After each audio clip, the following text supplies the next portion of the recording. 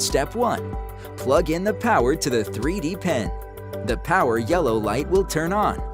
Step 2. Press this button to choose the material you will be printing with. In this case, we will be using plastic, so we are going to choose PLA. Step 3. Next, we are going to start the heating process. Press this down button to confirm the material and the heating will start. The red light will flicker during the heating. When the heating is finished, the blue light will turn on. Step 4. Now we are going to input the printing material into the 3D pen.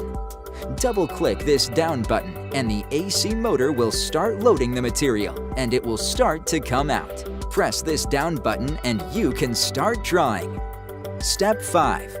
You can choose the different printing speeds by pressing the opposite up and down buttons. Step 6. You can also adjust the material printing temperature by pressing up and down buttons on the LCD screens. The LCD screen will show you the temperature value. Step 7. To unload the material, simply press the up button on the left side of the pen.